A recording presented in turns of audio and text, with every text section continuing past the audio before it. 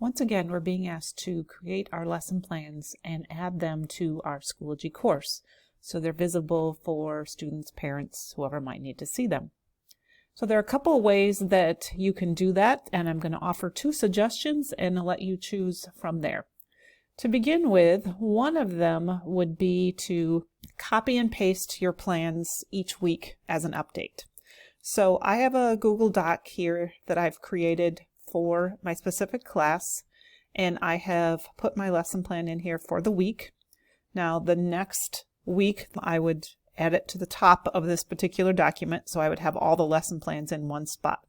But what I could do is just simply copy all of the information, and so I'm going to use my Command C to copy. And then when I go back to my course, and make sure that you're in your updates, and you are going to click in the updates and Command V to paste, and it will show up in there. And then you're going to make sure that you click the little bell and post.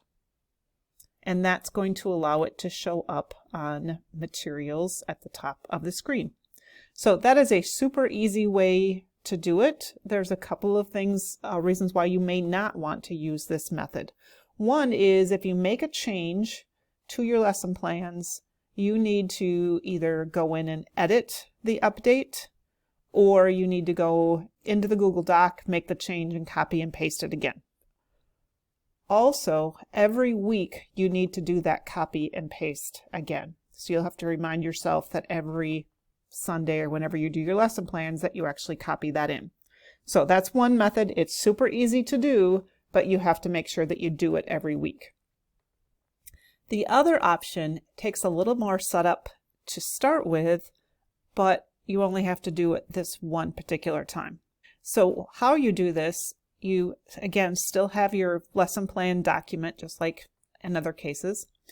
So you're going to go up to File in your document, and you're going to choose Publish to the Web, Publish to the Web. And from there you're going to hit the word Publish.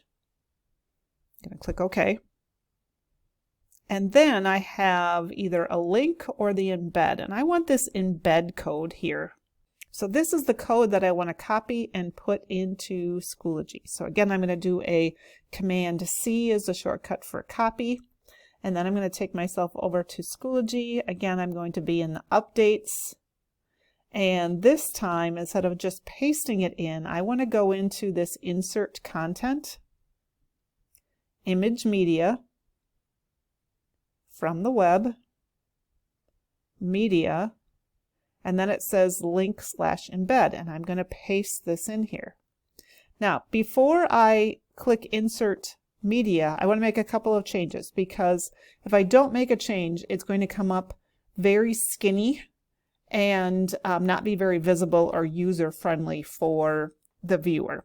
So what I'm doing is I'm just taking my cursor and I am going back to the very beginning of this embedded text here, and it starts with this iframe. So I'm going to go between where it says iframe and SRC, and I'm going to type the word width equals 100%. So that means it's going to make it as wide as your screen is. And then I'm going to go height equals 500 px, and that stands for pixels, and then I'm going to space so that I have that. Now you can adjust this. If you try yours and that 500 doesn't work for you, you can make it bigger or smaller. But then I'm going to do Insert Media, and then I'm going to do the same thing. I'm going to do my update, and I'm going to use my post, and when I go to my materials, it'll be up there. But what's nice about this one is that if I go back to my Google Doc and I make a change to it, it's going to automatically change it on the Schoology. In Schoology, if you start scrolling right here with your cursor, my cursor's in the middle, and I start scrolling right here, it's going to scroll through all of my lesson plans week after week. So I need to make sure that my cursor is out on the side so I can scroll down to materials.